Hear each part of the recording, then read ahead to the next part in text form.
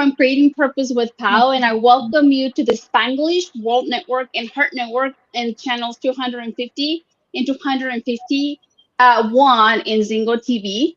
Please remember to download the Zingo TV app on the respective app store while you download it or when you download it. Please make sure that you leave a comment and you rate our show and leave your comment, your feedback, and see what we can do better. This app is totally free. You can find Single TV on Google Chromecast, on Amazon Fire, Fire TV Stick, Roku Stick, and all smart TVs from 2016 forward. So I am so excited to have with us Stanley Dietrich. He is a life coach from 360 Life Without Limits. And he's here to talk to us about, fear of failure. So welcome to the show and thank you for being here, my friend. Thank you. And big hugs back to you. Okay. Heart bomb. All right. Yes. Yeah. So tell us about you so our audience can get to know you a little bit more. Okay. Where do you want me to begin and what? Because it's a short book, but I try to lengthen it. I am the proud dad of two adult children, and I have two adorable granddaughters that have, they have melted my heart. And I'm glad that it's winter because I get to pick my heart up when I leave, and then it reattaches. And then when I go back to see them, it melts again. They just, if I knew having grandchildren was so amazing, I would have had them first and then had my kids. Oh my goodness.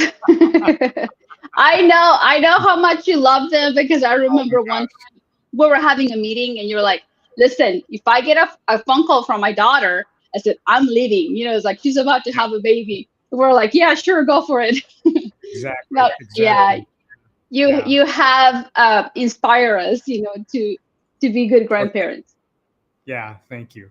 It's the next stage of joy in my world, and there's nothing like it. There's no success that even comes close to the joy of having kids and then now having grandchildren. And I'm called Pops. I'm not called Grandpa. I'm called Pops. Pops, I like that. Yeah. So Papa, and that's easier to say than Pops. But it's a joy, and everybody should do it. You should all experience. Oh my gosh, yeah. Oh, that's awesome. And if you can't one, adopt one. Yeah. Yeah. Yes. And I'm adoptable, just in case anybody wants to know. Oh my goodness! Yes, we'll leave his information for you all to to be adopted. To think about it. Yes. That's awesome. I'm taking applications for that right now. That's funny. So tell us what you do. Well, I'm a life coach, and it's there's this big thing where everybody's a life coach just because they give advice, and that's not what a life coach is. A life coach helps people overcome obstacles that they have overcome, and also I'm a mentor. So there's certain aspects of life that I have already gone through, and there's no reason for you to make the same mistakes. And what I tell people is, wherever you're at in life, if it's not where you want to be, there's somebody out there that's already done it, and find that person so that you can learn from their experiences. And part of those experiences are the failures, and we're going to talk about that today, the failures or the mishaps or the disappointments that they've experienced, and learn from them so you don't have to duplicate all of them. But, being a life coach is more than just a fancy little title that you can put on a logo and say, I'm a life coach. And then they say, well, what do you do? Well, I help people annihilate their limiting beliefs. Doesn't mean that I don't have any limiting beliefs. Just I've overcome a majority of them. And I look to other people to coach me. And when I say I'm a life coach, I'm coaching you through all aspects of life. And there's a variety in that. And, as I'm not I'm a parent of adult children. I can help people that are going through that teenage year. I've been there. Now, when I was just having kids and they were 2 years old, I couldn't write a book on being the perfect parent and having the perfect children, because that would have been a dumb book. Okay. But so it's learning to express who you are and celebrate wherever you're at on the journey. And that's what I help people do. And to see things, if you were inside of a jar, it's hard to read the label. Okay. And so as a life coach, as a coach, I am able to see the label and help you know what's on the other side, so that you don't give up and just sit in that jar and go, well, I'll just wait till somebody picks me. And, it's the body is an incredible thing. And we have a mind. Okay. And there's so much on mindset, right? I mean, that's all we hear about, but we also have a heart. And so there's a heart set. And then it's what we ingest, what we bring into our mouth. And that creates a health set. And then we have a spiritual set. We can walk into a room and there is an amount of energy and nobody has said anything, and we can feel that and we can radiate either positive or negative. That's our spirit. So we get these voices, and it's not woo-woo. It is actual, for me, I believe it's God speaking to me on a lot of occasions, saying, hey, keep your eyes focused, or be attentive and be aware of your surroundings, because I'm about to open up an opportunity. And I'll wait, and then I'll shut up. I know it's hard to believe that, but I do shut my mouth once in a while. And I listen to what's going on, and I make myself available. And as that happens, and I pause to hear the tone of the voice, the depth of their shoulders, their eyes, the way that they're holding themselves, you can actually hear a story, and you can decide whether it's their mindset, their heart set, their health set, or their spirit set. And as we look at that and we box that in, there used to be a song, "My hat has three corners has my hat." I don't know if you remember that or not. Maybe I'm dating myself here, because nobody else is right now. But so what I want to say is that it's not just a triangle. And I used to say it was the mind, body, and the spirit, but there's so much more, because it is what we eat that gives us those feelings. If you eat sugar, you're going to feel like, it's not going to be good. Okay. And an abundance of it. Yeah, go ahead. Yes, that is beautiful what you're sharing with us, because you're right. It's not just the mind, the mindset, the spirit, and the body. It's more than that. We have more components, and there is times that it could be the spirit that needs to fuel. There is sometimes that it's the negative thoughts that need our fuel. Sometimes might be our heart. So it is beautiful what you're bringing to our awareness, because sometimes we only focus on those three, like you're saying, because that's what I remember, like last decade, books that I've read, they cover the mind, the body, and the spirit, but there is more, more components to that. So yeah. Did you ever felt like you weren't enough? Oh my gosh. Yeah. I could write books on that. And I think, there's occasionally times even now when I question whether I'm enough. It is, I buy a new book because maybe there's something that is going to show me my deficiency. So I've got to find something that helps me know that I am enough in this moment, because now you begin to compare, because your mind plays tricks on you, and you hear or you see somebody else doing something that is more than what you're doing, and you go, maybe I need to do that. Maybe that's the golden egg. And so it is a battle that goes on between, our higher self and our lower self.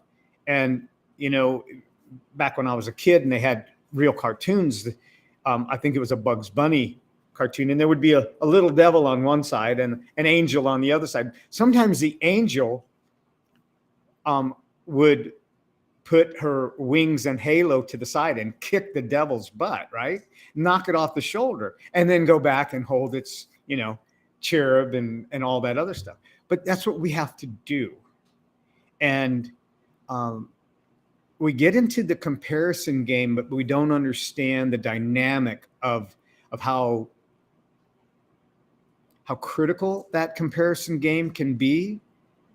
If we use it just like anything else, if we use it in the powerful way, the good way, the way that causes us to rise up to our ability, then great. Use the comparison as a motivator.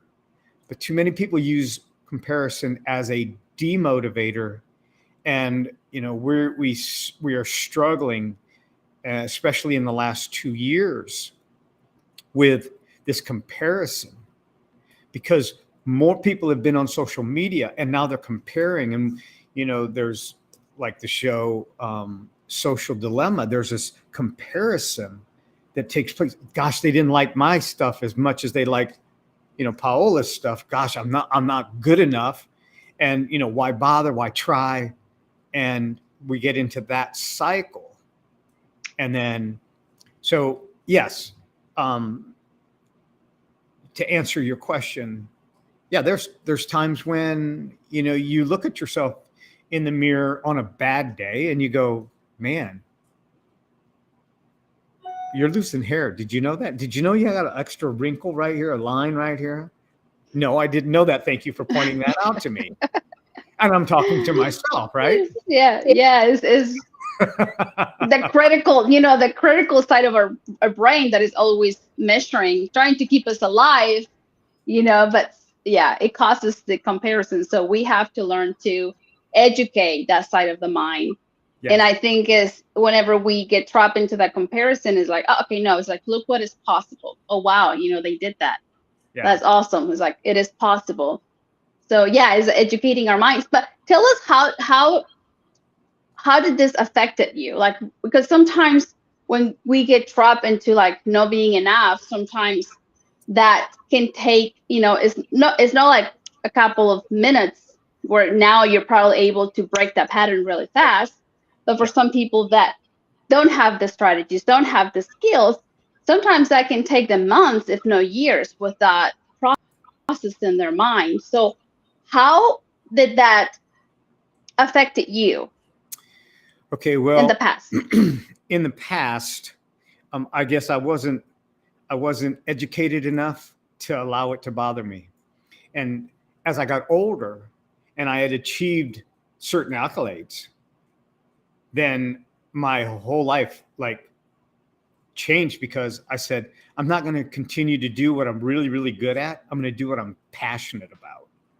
And that's when I made the career change. And I went into ministry for several years, and then got into coaching. And this is what I do full time.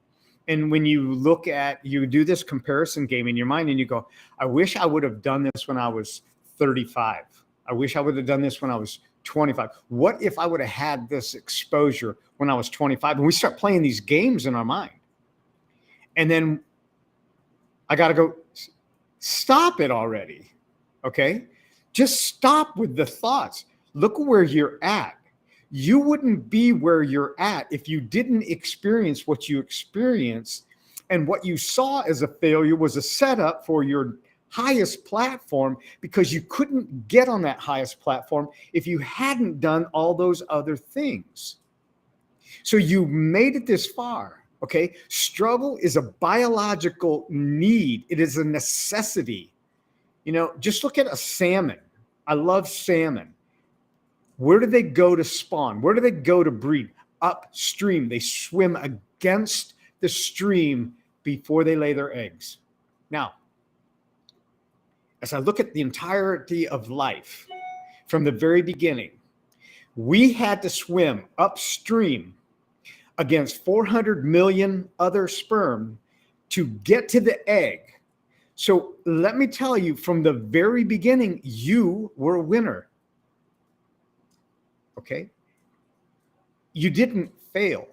Failure is an event. It is not a description of your identity. And this is where, you know, it's a check and balance. It's a constantly checking and balancing myself. And I go, okay, so what? You failed at this. But you're not a failure.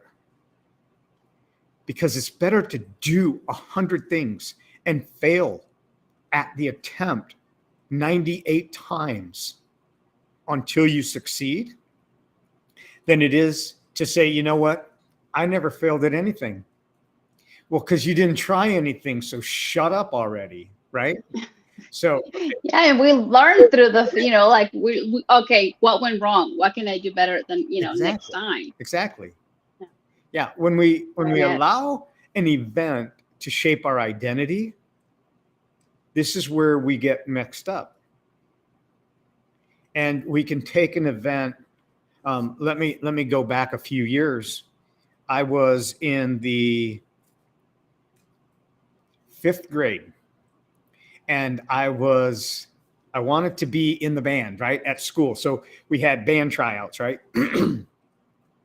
And they asked what instrument I wanted to play, and I said, excuse me, I wanted to play the piano. And they're like, can you play the piano? And I go, yeah. And they go, okay, well then show up with your tryout. Now, I'm in the 5th grade.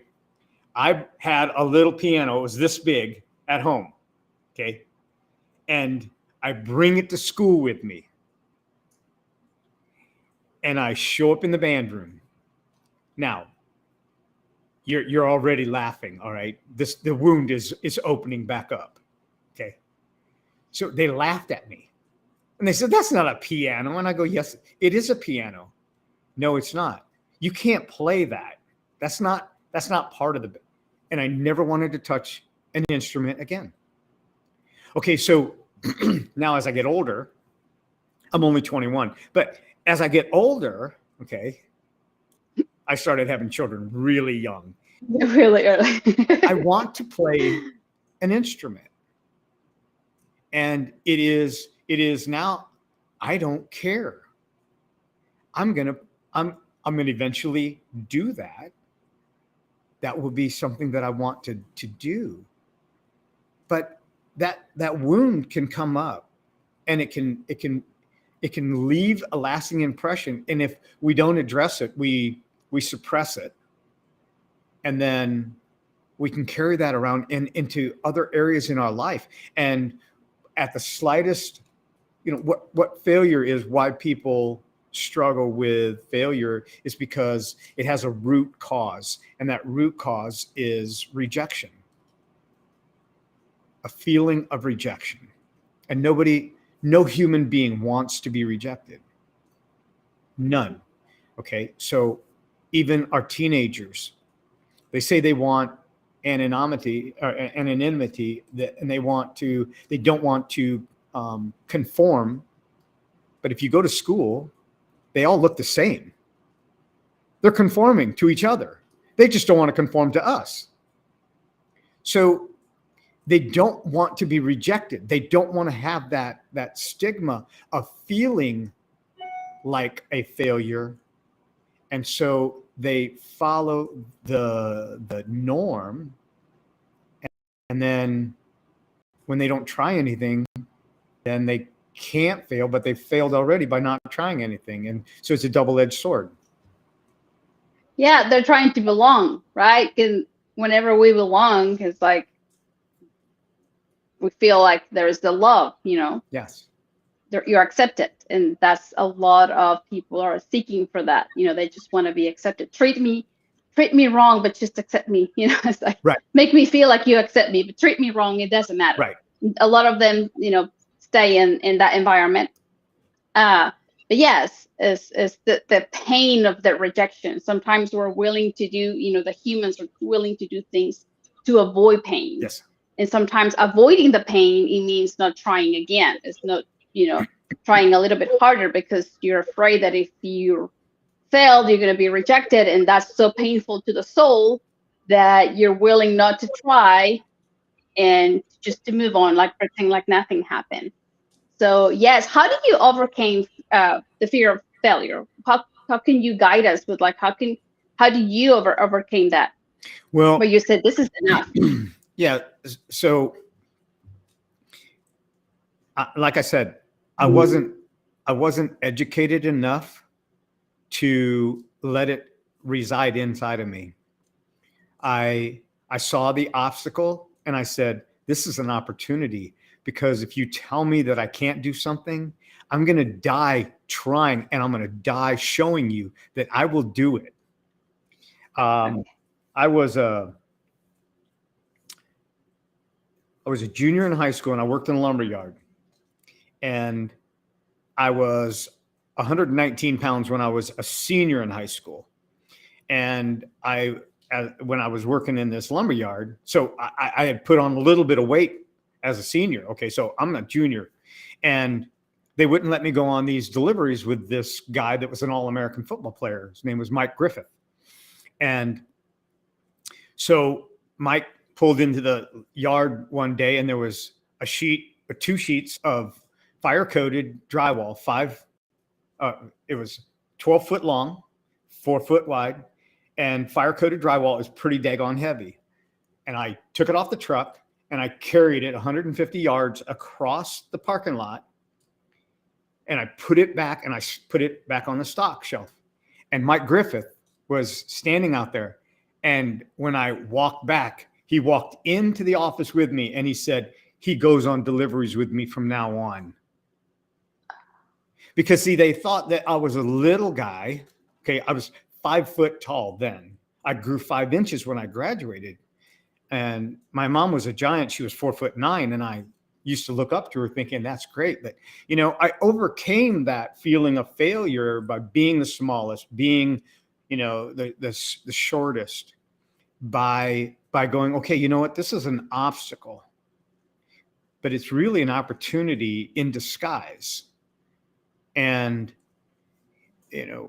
how can we do that with other things in our life? Just challenge it. See it as an opportunity, like you just said, it's an opportunity to learn how to do it better. It's an opportunity to gain a better skill. Like, I want to invite all of our beautiful audience today. If you started the year with goals and you feel like you fail already, it's like, the year is not over. This is just the beginning. The month might be almost over, but we're inviting you to reanalyze, okay, what went wrong? How can I try it again and do it even better? What went well? How can you do it even better this time and begin your goals? Some of, like, the statistics show that by this time of the year, a lot of people already gave up on their goals. So yeah. I want to say it's like 85% of people by the third week in January have already given up, and they're going, well, it's only 11 months and 7 days till the new year starts. That will be a great time to start. Yes, we're inviting you to get up, pick it up, whatever it was. It's like, how can you do it even better? It's like, if you fell, you have not started that diet, if you had to quit within the first week, okay, try it again. Plan for the next month. Plan for Monday. Yes. Or tomorrow. Yes. So what do we need to remember to go, to grow out of this season of experiencing fear of failure? Fail. Because we go fail again. And fail often. Because, okay. But go ahead. Yeah, I mean, it just gave me an aha moment because if I'm not failing, that means I'm not trying. You got it, sister. Yay! You got it. Okay. Okay, then so let's take a moment of invite our people, our beautiful audience, to follow you. What where can we redirect them? They can Where can they find you? they can find a little bit about me at 360lifewithoutlimits.com. That's my website. And I need to get my butt in gear and do some more Instagram. They can follow some of my stuff on Instagram. I'm not really avid, but I'm going to get there again. And that's at Life Coach Stan on Instagram. And just, I'd say if they go to either of those, you know, I never know who is real. It's asking me for a friend request because there's so much stuff out there. But they can DM me on Instagram. They can if they go to my site and they want to know more about how they can have the life that they are really intended to have. They can go to my site and they can book the 30-minute virtual coffee. And if they put in the code down there, the promo code, if they put PAO23, I know that they've watched your show. And anybody who's watched your show, I know and I'll make sure that you are taken care of because of that. So, yeah, Thank you. it's it's, and this is a complimentary, there's no charge for that virtual coffee. Yes, take advantage of it because it's like every time I talk to Stanley, he unblocks something. If I'm thinking of something, I share it with him, and he just asks one question, and I'm like, "Oh, I got it! I got it! I know what I have to do." So sometimes, we're trapped in that season of fear of failing. Like maybe, you're afraid to try it again. It could be that you haven't started your diet. It could be that you haven't started working out because it's too cold. It could be, many, many things, but it's just the third week of the month of the year, so you have a whole year ahead of you. And like he was saying, is like if we're not failing, that means we're not trying. So that's lovely. As parents, I feel like I'm always failing. So you're comfort to me right now because I'm trying to be a better mom each day. So here we are. If we're not failing, we're not trying. If you can go to my YouTube channel. If you like this interview, our content, go to YouTube channel, Paola Guthrie. You can share the content, give us comment what you like, what you don't like. Who do you want us to invite? And to serve you better. We have around 500K, over 500K viewers right now watching us. So thank you so much for helping me build this channel. So you all are a blessing in my life because you're motivating me and inspiring me to build, you know, my profession to be able to serve you better and bring beautiful souls to our show that can also help us to share beautiful information that can only guide you to empower your life to live a life with more joyful. That's our purpose. Always with love. We leave the ego aside, you know and we bring the love and we share it with you also. Thank you for helping us to build this channel. We're over 500K audience, so yay. uh so yay. So share with us, Stanley, what is the main message for our audience today? What is the main method or message? It would be, if you're still breathing and you're on this side of the dirt, you've got a full life ahead of you.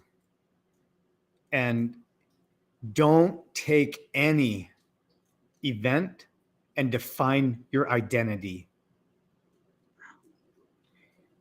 And if you need help, don't be so egotistic that you don't reach out and ask for it.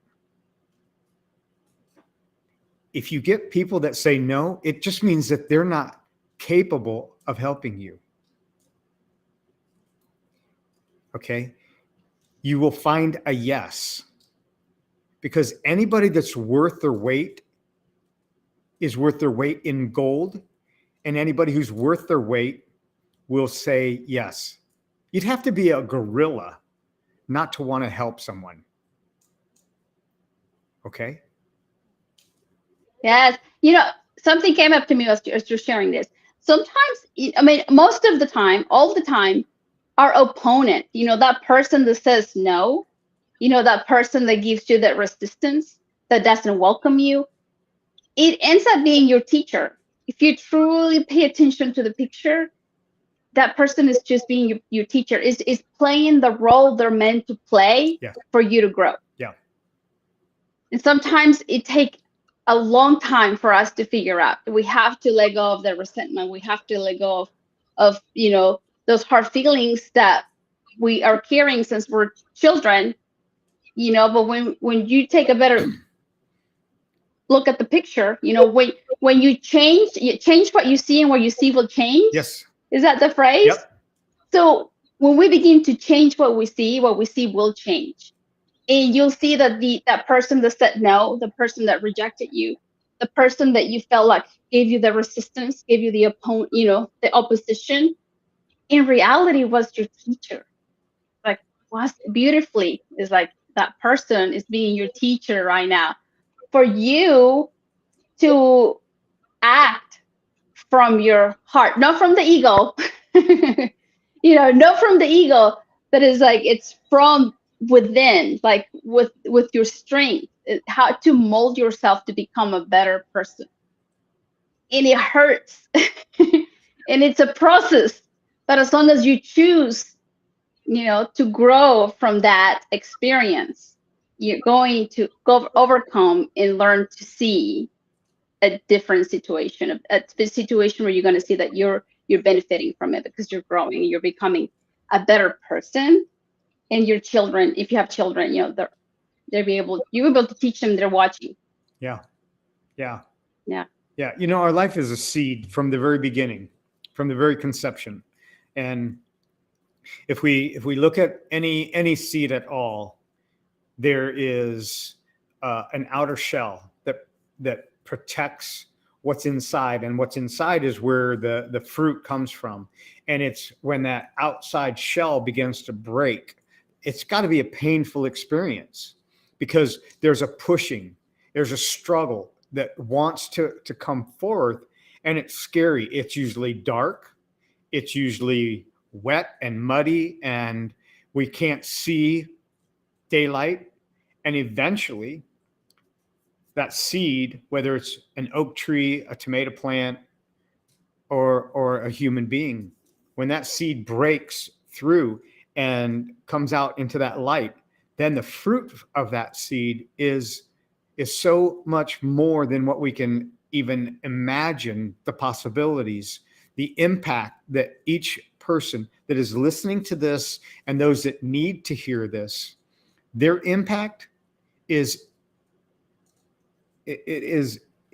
priceless. And it is, I can't even think of the right word, and I'm a word person. The value is not even expressed or experienced until they go forward. And what no really means is that's your filter for the next opportunity. When somebody tells me no, I'm like, next. Okay? Because you are my filter for what I don't want. Okay, whether it's a job, a relationship, a vehicle, a house, a community, it doesn't matter. If you try something and you get the no's, you just know that that's your filter. So just stay in the game, fail often, and what I would say is fail fast. Don't prolong it. Just fail fast. I think, well, maybe I'll go out. Oh, no, I'll do it tomorrow. No, maybe Thursday's a better day. No, probably Friday. But then it's the weekend. Then I'm going to do it Monday. And this is what we do. And, because we procrastinate failing. Stop. Yes, stop. You are worthy. You're capable. Exactly. With whatever you have right now, try to better your life with a new habit. You know, if it's working out, walk for 10 minutes and then add up, add another minute next day until you're able to walk a little bit longer.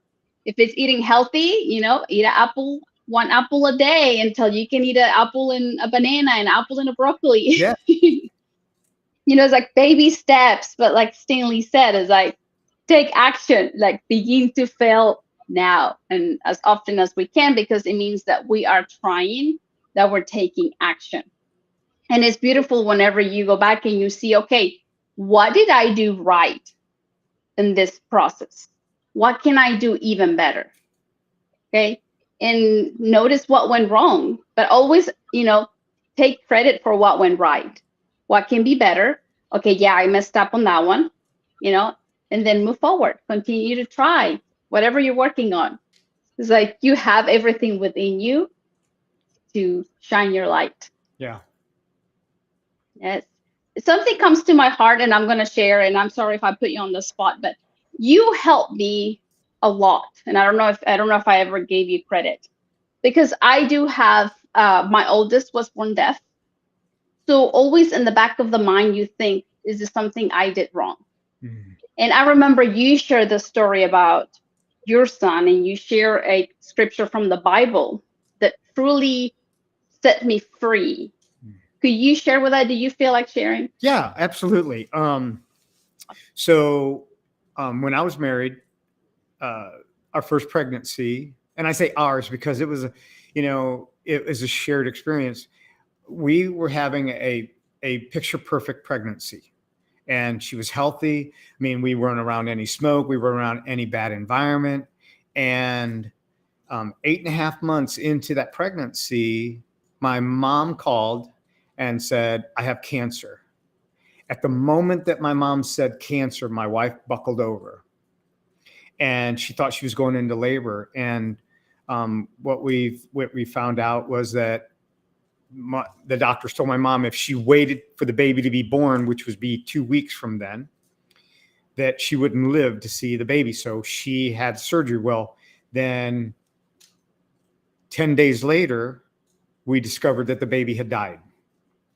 And there was this guilt of, how did I not protect her? How did I not make things, why did this happen? Was God punishing me? What was it, something that I did? Why would God take my child? And, a Christian colloquial is, and we hear this a lot, that God needed an angel in heaven. And I said that was crap. That was really just crap. I just didn't buy that. And then 3 months later, we get pregnant again. And then 3 months after that, now we have a miscarriage. And so she's in her first trimester and she starts bleeding. And we walked into a hospital and we were there all day. And there was a preacher that came in and asked, if there's anything he could answer, what could he do, And I said, I got one question for you. Why did God take my child? Because I had beaten myself up thinking, what did I do when I was 10 years old that made this happen? What did I do? Was I not a good child? Was I not a good parent? Was I not? And that false guilt overtook me. And long story short, he said that he didn't have an answer, but it wasn't that God needed an angel in heaven. I never met him. And so a few months later, I'm reading this passage in John chapter 9. And at verse 3, Jesus is walking with his disciples. And they came upon this blind man. And they said, why was this man born blind? Was it from his sins or from his parents? And see, we need something to blame. And sometimes we blame ourselves. And this is where we get into this rabbit hole that goes so deep of failure. And we adopt that as an identity. And so what they were trying to do was create an identity for this blind man. And Jesus said, neither. It was so the work of God would be displayed in his life. Now, could God display his work in this man's life without him being blind? Absolutely. But He did so much more. Now, in my own life, I buried my first son. Then we had a miscarriage. Out of that, I went on a search to find out why. It wasn't a personal failure. It was a personal setup. And in that, thousands of people have come to Christ, have come to faith because of what I experienced and my ability to connect with parents that have lost a child, that have buried a child. And you don't realize how many people experience these things until you experience it. Then you start, it's like your reticular activating system kicks in and you go, wow, I didn't realize that that happened to you. And so that's where, that's where my platform, did we lose sound? Thank you. I'm here. No, I'm good. What happened is my computer said you have to charge me because if not, I'm going to die. So sorry. Okay. So thank you so much for sharing. Yeah, that's what it's about. And I mean, it came to me because I'm like, well, some people are dealing with guilt. And like you said, the brain is trying to make sense somehow. And sometimes we blame ourselves. Yeah. But, in reality, like in this case, it's for a higher purpose. Exactly. Like that gave you a purpose. And because of you, you brought a lot of people to God's community. It was for building the kingdom of God. Right. So when you share that with me, I think I still had a little bit of guilt, but then it went free. It was like, oh, I get it. Like I truly get it now. It's like he's deaf because he has a higher purpose. People has to look at him and it's like, oh wow, look, he's functioning or he's talking. Look what he's able to do. Right. Even with him not being able to hear when he doesn't have his device. So I don't know why it came to me. So I just said, it's like, I ask you to share the information. Maybe we can bless some people out there that might be dealing with guilt. Yeah. So I so appreciate you. I appreciate you. What is the main message, or like in your very personal opinion, a message in your very personal opinion that is most needed, like the most needed lesson to learn so that humanity need to learn to level up? Like, what do you see that humanity needs? And I include myself. I'm humble enough to like, I know I need some work. So, one of the ways that I've done it with my own children is I demystified what failure was. And so they would ask me, I would share my failures. I would share my fears. I would share my doubts. Okay. It's okay to have doubts. It's when we have disbelief and we believe in nothing and not even ourselves, that's when the enemy of our soul, and you can call whatever you want to call it. I call it the devil, but the enemy of our soul, we actually do more of his work for him that he doesn't have to do it, because we criticize ourselves, we beat ourselves down, and we say we should have done better. And when we start shooting all over ourselves, then we miss the opportunity to accelerate and share these things so you demystify them. Share your failures, the experiences with your children. Share them with someone, because otherwise you will beat yourself up in the seclusion in your own closet. And it's a very dark place that many people find themselves at. And it's really a dark night of the soul when that takes place. So I say share them, and then you take the sting out of it, because it's not anything over your head. That is so good. It's like, share it. Share our doubts. Share our outer criticism. Yeah. It's like, is that side of our beautiful brain that it gets activated and it's trying to keep us alive. So sometimes we beat ourselves down, Yeah. thinking we could have done it better, and we stay there probably for days, and we don't need to be there. Uh, yes, share. Now, what would you tell to those who think I don't have anyone to share it with? Okay. If they don't have anyone to share with, then their best bet. Or that they feel comfortable, like Okay.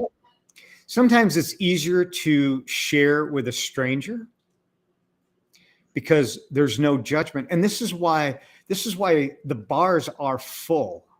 Okay. Because we find a stranger that we can tell something to. Okay.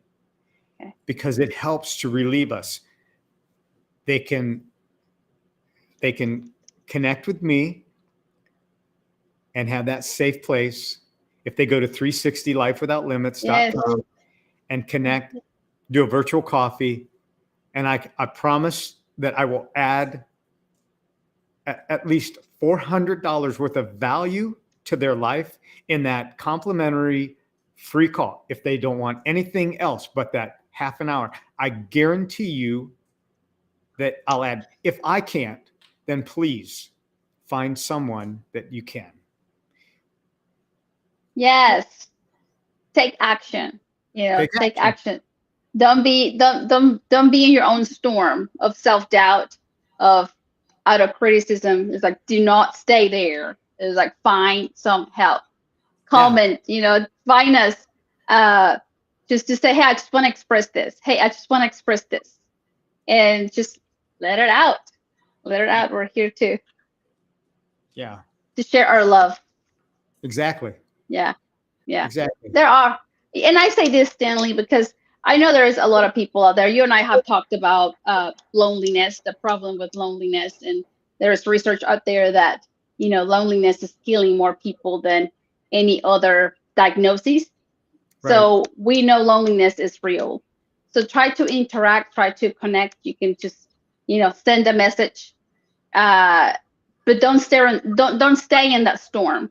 Like, please do not stay in that storm. There is people out there that are willing to listen to to read that comment. So just seek help, please, please, please. But the power is within you, choosing not wanting to stay in that storm. Right. So yes, that's beautiful. So today, make sure that you analyze your failures, and we applaud you for them. Yep. As in, if you were trying to lose weight and you haven't been able to it, it's like, okay, you fell at it, you try again, please. It could be working out, try again. It could be reading the book that you started and you're still on the first page. Try again. Anything that is going to build you, and you still haven't finished that task, finished that goal, try again. Try as many times as you can till you get it done, and you're going to learn each time. Hi, we have two people saying hi. Thank you for being here with us. Yeah. Please let us know, what you're thinking. If you have a question, we'd love to interact with you right now, answer any questions. Know that this TV show is live. So if you ever had the opportunity to ask a question, put us on the spot. We'll answer that question for you. So you're welcome to it. So we also talk about, help me, Stanley. We talked about, just to recap, it's not just your mindset. That's what you were saying at the beginning. You have your heart set, you have your spiritual set, you have your eating set, like the way we eat. So we have to be aware how we're doing on that. Sometimes we find ourselves between our lowest self and our high self, and that's when we learn to we get to compare, and is where we begin to think that we're not enough. When we begin to see that the grass is greener on the other side. So here's where I would advise you to value you, because a higher power created you. and you're here for a reason. You're a blessing. You are a blessing. Sometimes we have people in our life that bring us that message to learn to be grateful, to learn to love more. So pay attention, like who's around you that is bringing that message. There is and this is something I just learned a couple of months ago. There is like a famous Latino actor, and I see all the women going crazy. And I'm like, wow, if they would only see his story, if they would only pay attention to his story, he's bringing gratitude to the world, which is sometimes we don't learn to interpret it. But it's like if he's from Cuba and he tells his story the first time he came to the U.S., he would they took him to the grocery store and he would only buy he would grab one banana, one apple, one of each, and they're like, "What are you doing?" It's like, "I'm just this is what I want today." And they're like, "No, you can buy more. Grab this many pounds of bananas, this many pounds of apples." And he was in shock, because he came from another country. Right. Then he became famous. But when I see him now, it's like he's bringing in, and he has a lot of fans that sometimes we misinterpret. They're seeing he's outside. Right. He's seeing he's handsome. He's seeing, oh my goodness, like he's in this movie, he's over here, he's over there. But in reality, he's bringing gratitude. If you pay attention to the story, oh wow. So every time I see him, is like I try to be grateful. So if you're in that storm, where you don't feel like enough, you are enough. We're here to tell you, because a higher power created you. You are a blessing, and begin to see those small messages. The who are you attractive to, and what is the message that they're trying to give you to enrich you, to make your life better. Another thing is always navigate from your heart and leave the ego aside, because the ego can take us a long way, but in the meantime, it hurts you and it hurts those relationships that you have around you. And I tell you from experience, I think I graduated college with my ego. Mm-hmm. So it's not, it's not good to use it as our fuel. It's like love will take you farther. So, but yeah, anything else that you want to share with us before we go, Stanley? No, I think you summed it up. I think you summed it up very well. And yes, see the opportunities, right? Yep, opportunities. Yeah, see your opportunities. Thank you so much, all Thank of you for being here with us. Thank you, Stanley. We'll have you back in the future. Thank you so much. Guys, please go to the YouTube channel if you like this interview. If you think this content needs to be heard by other people, share it, like it, share your comments as well. Remember that you are the one that gives power to your talents. You're the only one that gives life to your dreams. This show can also be heard on Spanglish Radio Network. Please check out spanglishworld.ca for all news and programming. Spanglish World, watch it, hear it, read it, download it, and live it. Thank you all so much, and blessings. We'll see you.